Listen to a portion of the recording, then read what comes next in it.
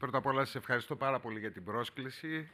Κάθε φορά που πρόκειται να μιλήσω για τη ΜΟΔ, ε, υπάρχουν πάρα πολύ θετικά συναισθήματα. Να πω ότι, επειδή είμαι και δήμαρχος αρκετά χρόνια, η συνεργασία με τη ΜΟΔ ξεκινάει πριν από 9 περίπου χρόνια. Το 2016, όταν για πρώτη φορά απευθύνθηκα.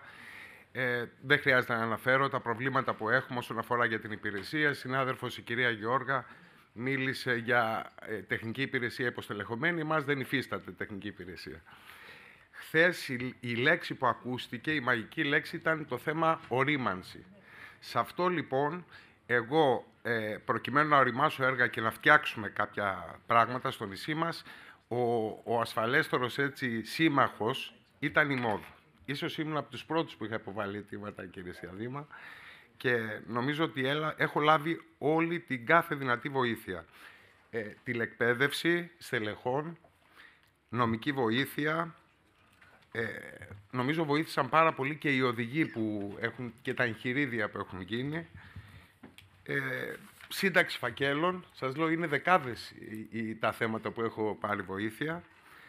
Και να πω και τελευταία, κάποια σημαντικά έργα που ολοκληρώθηκαν, αναφέρθηκε και η κυρία Μπούτσικου. Πρώτα απ' όλα, υπάρχει ένα γιατρείο που γίνεται τώρα. Οι αρχικές ενέργειες έγιναν με τη βοήθεια της ΜΟΔ. Να σας πω ότι υπήρχε άνθρωπος της ΜΟΔ που ήρθε μαζί μου στο Υπουργείο Υγείας.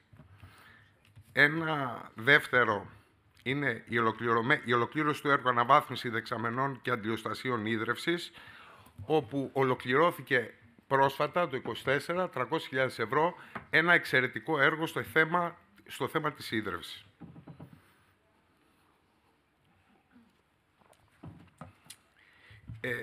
Να πω ότι ετοιμάζουμε ένα έργο, το Κονάκι, το οποίο υπογράφουμε σύμβαση τον επόμενο μήνα και ξεκινάνε οι εργασίες τον Απρίλιο. Και άλλο σημαντικό έργο. Θέλω να πω ότι για την τεχνική υπηρεσία θα έλεγα ΜΟΔ προ-τεχνικής υπηρεσίας και ΜΟΔ μετά-τεχνικής υπηρεσίας. Ήταν δηλαδή κάτι σημαντικό για μας, το ζητούσαμε, γιατί καλά η συμβουλευτική και η βοήθεια στην προετοιμασία φακέλων, να περάσαμε στην πράξη με την τεχνική υπηρεσία. Αυτό θέλω να επισημάνω και νομίζω ότι είναι σημαντικό να την βοήθεια αυτή να την δεχτούν και άλλοι δήμοι. Δεν ξέρω βέβαια τη δυνατότητα, γιατί υπάρχουν πολλά αιτήματα, κύριε Σιαδήμα. Και νομίζω ότι εδώ θα πρέπει να δοθεί μια βοήθεια στη ΜΟΔ όσον αφορά το προσωπικό. Γιατί είναι λογικό να υπάρχουν και καθυστερήσεις. Δεν είναι αδύνατο να ανταποκριθείτε σε όλα αυτά τα αιτήματα. Δεν ξέρω τι προγραμματισμός υπάρχει. Νομίζω ότι είναι πολύ σημαντικό, αυτό απευθύνουμε και σε κυβερνητικό επίπεδο, να ενισχυθεί η ΜΟΔ για να μπορέσουμε να πάρουμε τη μέγιστη δυνατή βοήθεια. Θέλω να πω ότι είναι πολύ σημαντική η συνεργασία της ΜΟΔ με τα στελέχη της διαχειριστικής. Αυτό υπόθηκε, νομίζω ότι είναι πάρα πολύ σημαντικό. Δηλαδή υπήρχαν περιπτώσεις που υπήρχε η συνεννόηση των παιδιών της διαχειριστικής με τη ΜΟΔ και είναι πολύ σημαντικό για να προχωρήσουν κάποια πράγματα. Για τα στελέχη δεν χρειάζεται να πω κάτι. Νομίζω είναι στελέχη υψηλού επιστημονικού κύρους. Είναι στελέχη με επαγγελματισμό και θέλω να πω ότι πέρα από τα θεσμικά ζητήματα που τίθενται, αναφέρθηκε και η κυρία Γεώργα, η ανθρώπινη επαφή είναι το πιο σημαντικό. Εγώ είναι πολύ σημαντικό να σας πω ότι σηκώνουμε το τηλέφωνο, μιλάμε με κάποιο στέλεχο της ΜΟΔ και ξέρουμε πρώτα απ' όλα ότι καταλαβαίνει αυτό που του λέμε. Μην σας εκπλήσει αυτό που λέμε, γιατί έχει συμβεί και άλλες φορές, ακόμα και αυτοί που νομοθετούν, δεν ξέρουν την πραγματικότητα. Είναι λοιπόν πολύ σημαντικό ότι καταλαβαίνουν, έχουν τη γνώση, αλλά κυρίως τη διάθεση να βοηθήσουν. Και εγώ το έχω αισθανθεί όλα αυτά τα χρόνια.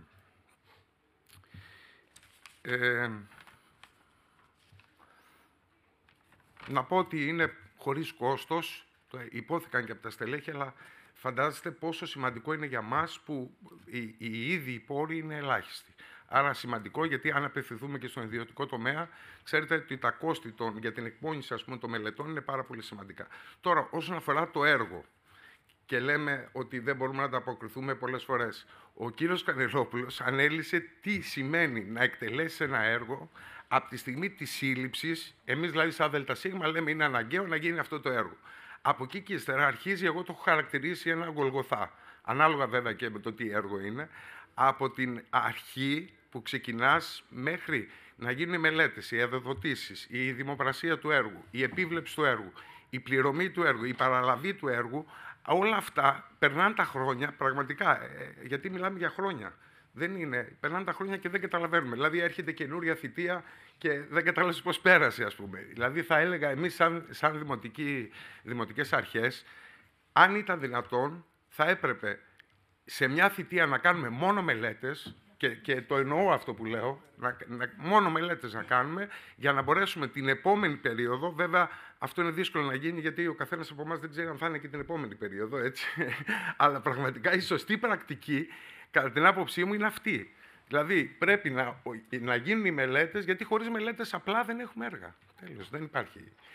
Να πούμε ότι εγώ έβρισκα καθοδήγηση, αυτό που είπε η Ελεονόρα νομίζω είναι απολύτως σωστό, γιατί και εμείς θέλουμε κάποιον να μας πρόχνει. Ξέρετε, το τι περνάμε εμείς μέσα στην καθημερινότητά μας είναι Εγώ δηλαδή σχεδιάζω ότι αύριο θα ασχοληθώ με τα έργα του ΕΣΠΑ και μπορεί να ασχοληθούμε ούτε ένα λεπτό, γιατί εν τω μεταξύ έχουμε ασχοληθεί με το ακτοπλοϊκό, το λέω Ελεονόρα για σένα, που δεν είναι στις αρμοδιότητες μας. Καταλαβαίνετε, δηλαδή η συγκοινωνία στα νησιά είναι υπόθεση του Υπουργείου Ναυτιλίας, δεν είναι υπόθεση του Δημάρχου. Κι όμως μας έχει φάει. Έτσι δεν είναι, ή κάνω λάθος?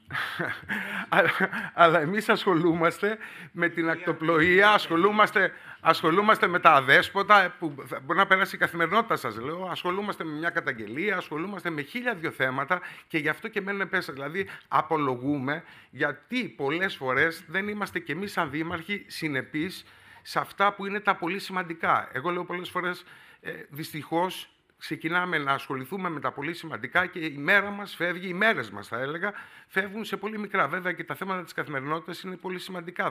Δεν παραγνωρίζω τη σπουδαιότητά της, αλλά είναι πάρα πολύ σημαντικό το να μπορούμε να ασχολούμαστε και θέλουμε τους φορείς, που, όπως είναι η ΜΟΔ, για ουσιαστικά να είναι δίπλα μας και να μπορούν να μας καθοδηγήσουν στην υλοποίηση πλέον μεγάλων και σημαντικών έργων.